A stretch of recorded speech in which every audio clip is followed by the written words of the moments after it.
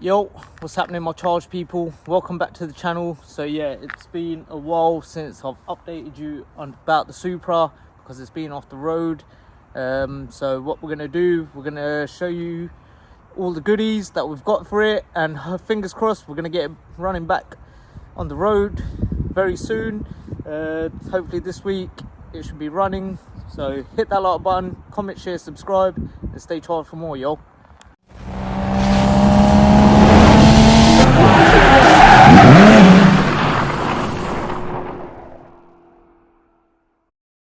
So yeah, as you all know, I had damaged the intercooler, the chassis leg, and then there's the cooler back here, which I didn't know what it was. So I ended up following the lines and stuff, as a few of you told me, and my friend and stuff. And I figured out which one's the gearbox cooler, which one's the oil cooler. And I'll show you what is what now. So I was following these lines all the way back there. And as you know, or if you don't know, that pipe is kinked and it was leaking around there somewhere. Don't know if I'll be able to show you here now. But yeah, followed it back there. That one goes to the rad and stuff. And yeah, there's another pipe up here somewhere. Right there. That's not even connected to nothing. Then it started getting me thinking, why is it not connected to nothing? Then I followed the other lines and figured out these lines, which go from down there and this one down here, go back there. One to the oil filter housing and the other one onto the sump. So now that tells me that is the oil cooler. Anyways, so now we know what's what. I'm going to remove that gearbox cooler. That's what we're going to do today, because don't need that no more, because it's a manual Supra, thankfully. And let's show you the goodies, what we've got for it. First of all, here we have a brand new, bigger dark side intercooler. That's going to be lovely. Got that up for an absolute bargain. I had to go with a bit of a mission, so it was worth it anyway. So much better. It feels more sturdy and heavier and thicker than that eBay special intercooler that I had. I've also ordered a tool to make some awesome mountain brackets, because let me show you the mint ones that I had on there. Oh my god, look at these minters. What the heck is that, man? Yeah, so it's going to be a lot more sturdy when I put it on. Also, watching back on one of my videos, yeah, I see that I had a spare U-bend, thankfully. I was going to buy a new oil cooler, but then my mate was like, this one ain't leaking, which he gave to me. Thank you for that, bro. Which potentially we're going to mount it up there somewhere. So much bigger than that one, right? Look at that. The size difference. Hold on a second. Jeez. That's huge. That should definitely keep the oil a lot cooler, right? So yeah, now what we're gonna do, let's remove that gearbox cooler because we don't need it no more. So just underneath the car, I was told I can just leave that union basically there. It shouldn't affect it, so I can remove that part from there.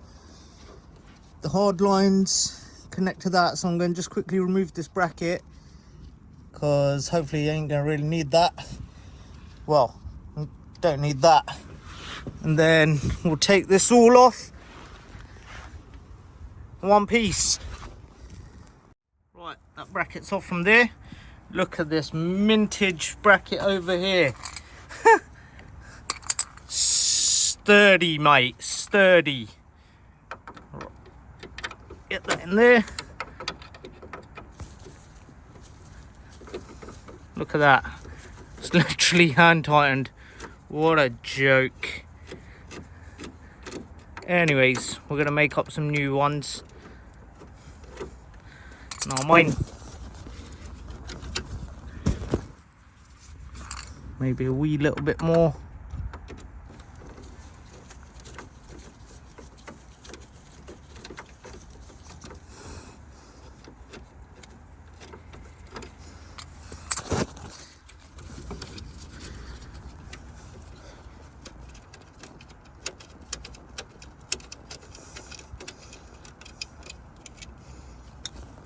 That's that one out.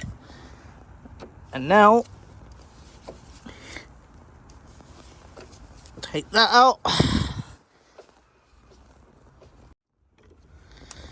And voila! That is one gearbox cooler removed. And let's flip and remove these whack brackets as well. We're gonna make this nice and proper. And let's have a quick look if we can mount the new oil cooler around there somewhere.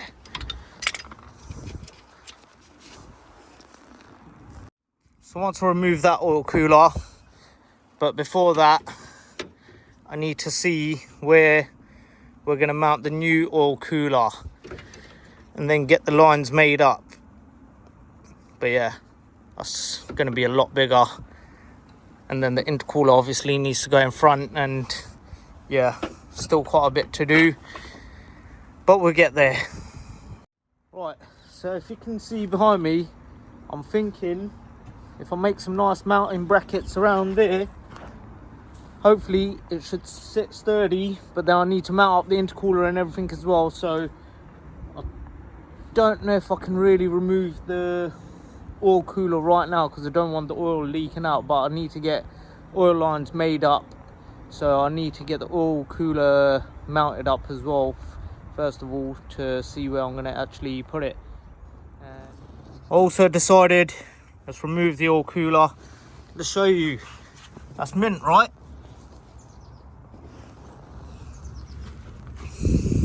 Damn! Here is the comparison of sizes of oil coolers. Sheesh! Where to mount it though? Will it be good there? What do you lot think?